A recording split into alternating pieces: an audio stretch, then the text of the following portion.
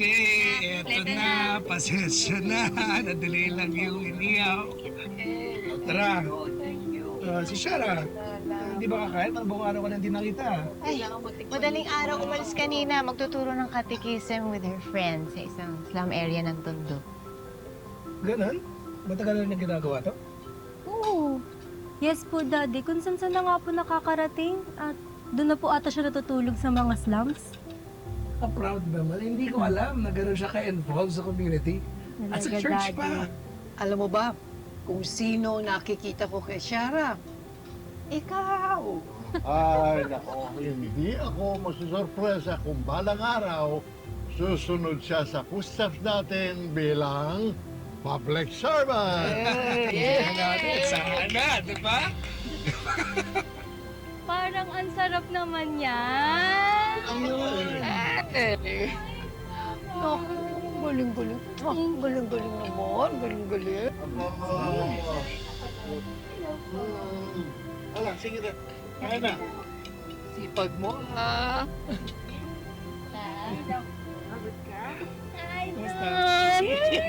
Grabe naman yung yakap na to.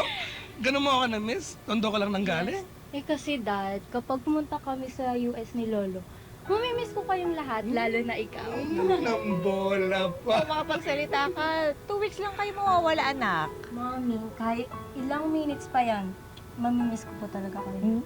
Ano ba yan?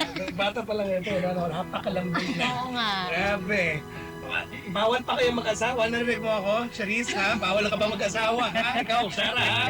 Bawal! Grabe, asawa agad. Di ba pwede boyfriend muna, ha? Mga 45, pwede na. Okay, pwede na yun. Pero, Daddy, I will always be a leader girl. Promise! Kain na, kumain ka. Oo, kain ka na. Naharap ang aking pamilya sa napakaraming mga hamon na sumubok sa aking katatagan, pananampalataya at prinsipyo. At nagsimula lahat ito nang namatay ang aking pinakamamahal na anak.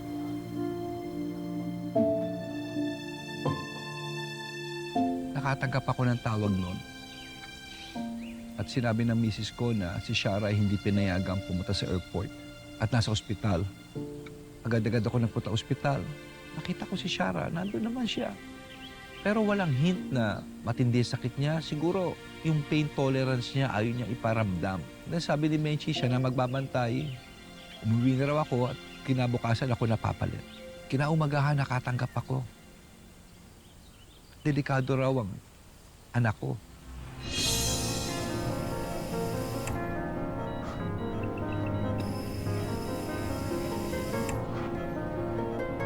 Wedding page. Hindi ka na ako. Nasa siya, kamusta siya? She's okay. Ano nangyayari? Daw, ano nangyayari sa anak ko? Mayor, your daughter has already suffered from 3 cardiac arrests. Her case of hemorrhagic colitis is so severe, and most of her vital organs have already failed. I'm so sorry po.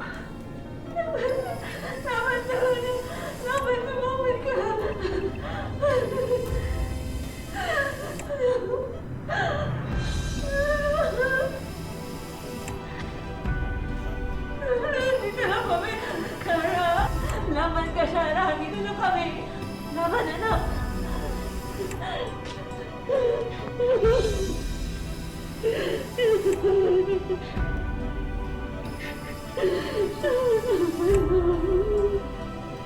Dito na kami.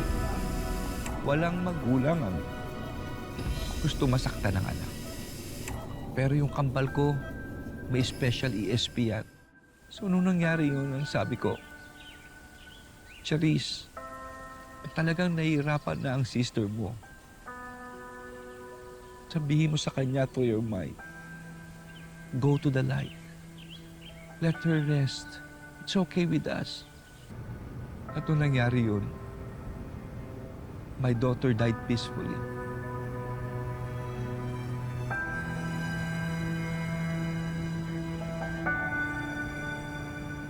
Mahirap tanggapin, alam mo. Pinakamahirap yung Hawakan mo ang kamay na anak mo at mararamdaman mong malambot, tumitigas.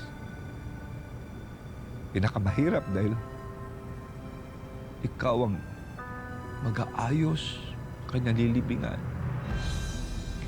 Ayusin mo ang kanyang susuot.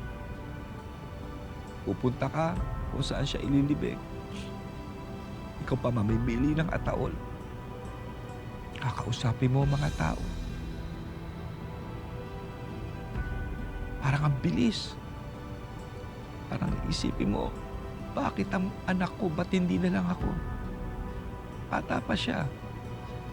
Kakatapos na ng debo niya. Hindi dapat ganon at hindi tamang mauna ang anak sa magulang. Hindi normal yun.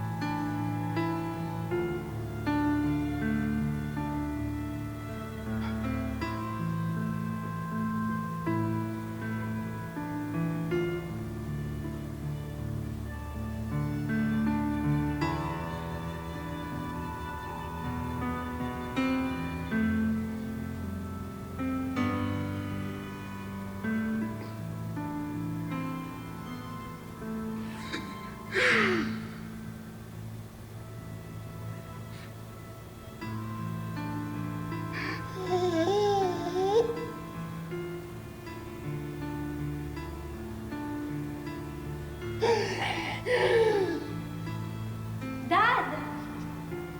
Welcome home po. Kamusta araw niyo?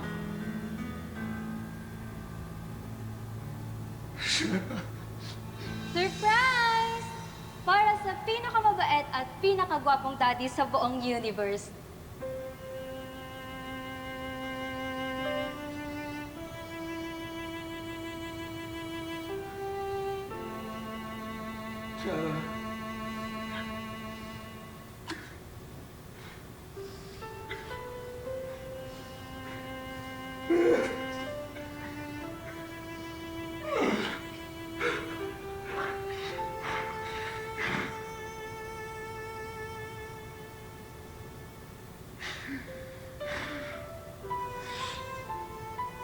Napakabilis ng pangyayari.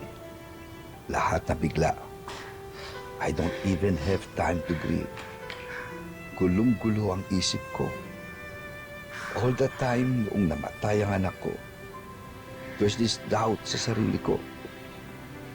Makikita ko ba ang anak ko? Is there really heaven? Meron ba talagang Diyos? Alam ko na mali! Magulang ako. Pero alam ko na buhay ng anak ko hindi akin dahil lahat ng buhay galing sa'yo. Pero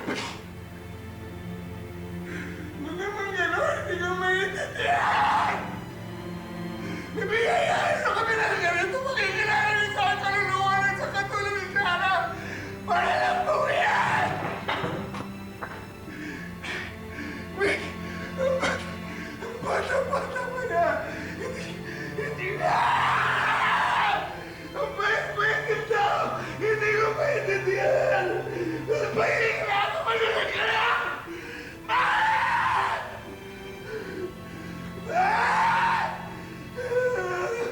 Mami! Ano ba kasi ginawa natin? Mapunod tayo na ba? Mapunod tayo na ba? Mapunod ka na wala sa ako naman! Mapunod ka ba? Mapunod!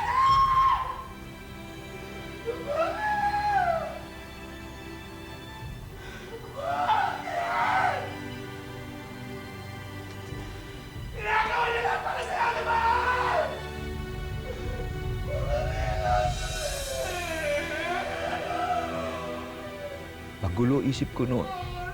Galit ako sa Diyos. Sabi ko, kung talagang may Diyos, ba't mo ginagawa sa akin to?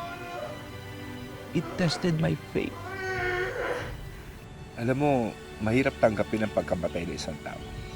May tinatawag tayo masasyak ka. Kung minsan meron denial.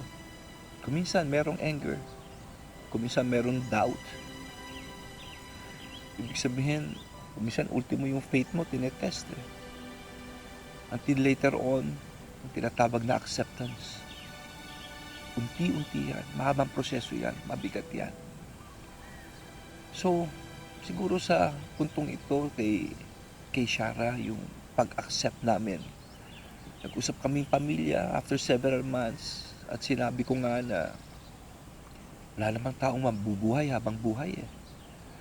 Ang importante sa lahat ng tao yung memory.